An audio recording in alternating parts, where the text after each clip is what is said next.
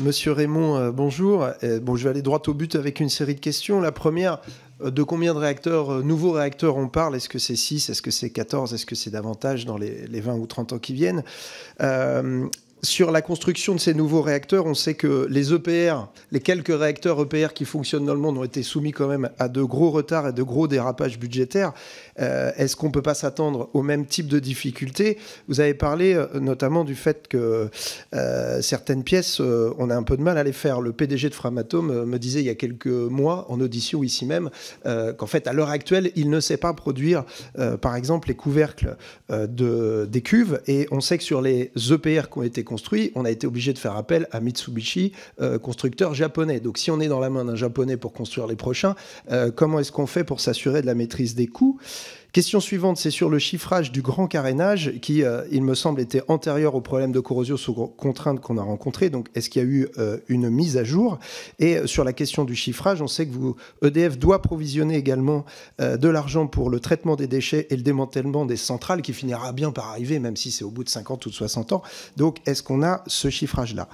Deuxième série de questions, c'est on a parlé des CFD, et contrats pour différence, qui serait une forme de soutien de l'État. Est-ce que ça vaut le coup finalement de s'enquiquiner par un passage par le marché, si finalement c'est pour avoir un soutien de l'État? Récemment, vous avez dit que EDF n'avait pas été nationalisé, mais simplement il avait subi un rachat d'actions de l'État qui se retrouve être le seul actionnaire. Est-ce que vous le regrettez d'une certaine façon? Est-ce que ça ne permettrait pas directement, s'il y avait une nationalisation et peut-être un retour au statut d'EPIC d'EDF, pour l'État de financer directement les investissements nécessaires?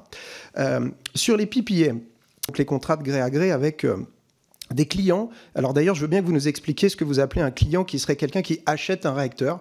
Est-ce que ça ressemble au contrat Excelsium? Est-ce que c'est différent? Et quel bilan on peut faire du contrat avec Excelsium? Sur les PPA, est-ce que vous pouvez nous confirmer que ça concerne donc des gros consommateurs qui vont bénéficier de tarifs avantageux dont ne vont pas bénéficier les autres consommateurs, les foyers, les TPE, PME, les collectivités? Et est-ce que vous avez sondé pour voir si on a des candidats potentiels, c'est-à-dire des industriels qui sont prêts à s'engager sur des gros volumes sur plusieurs années, sachant les aléas quand même de construction? Vous avez bien rappelé les défis auxquels EDF doit faire face. Est-ce qu'il ne serait pas, puisqu'on partage les objectifs de visibilité et stabilité, plus simple de revenir à des tarifs réglementés de vente basés sur les coûts de production avec le statut d'EPIC dont je parlais tout à l'heure? Et deux dernières questions. Du coup, à quel prix du mégawattheure vous pensez qu'il faudrait vendre votre électricité pour que ce soit soutenable? Et la dernière, une fois qu'on aura mis tout cet argent dans le nucléaire, qu'est-ce qui pourra bien rester pour développer les énergies renouvelables dont on sait, RTE le dit, même dans le scénario le plus nucléarisé, qu'il faudra largement augmenter la capacité des renouvelables? Vous avez mis la barre assez haut pour une minute, là, monsieur le député. Combien de réacteurs? Écoutez, à ce stade, le président de la République nous a demandé de travailler sur 6 et d'étudier 8 de plus.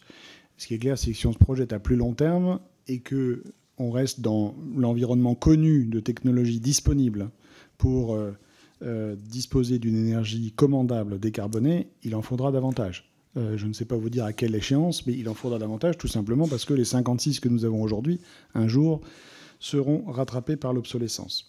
Les retards, c'est notre principal défi industriel, évidemment. Hein, donc c'est pour ça que nous nous concentrons dès maintenant sur la capacité à construire vite, bien et en série. C'est un énorme défi, c'est clair, et c'est celui que nous entendons relever. Le grand carénage. Le grand carénage, c'est un terme qui, chez EDF, englobe beaucoup de choses qui relèvent évidemment de la maintenance lourde et de la prorogation de la durée de vie des centrales existantes. Il nous faut poursuivre ce travail. Je peux vous donner un ordre de grandeur d'investissement par an qui est probablement le plus pertinent à ce stade, parce que nous allons devoir continuer ces investissements dans la durée. Il est de l'ordre de 5 milliards d'euros par an.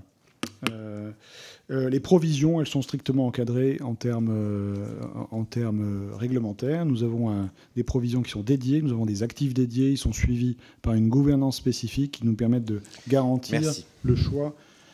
Donc je reviendrai une prochaine fois pour les autres questions. Oui.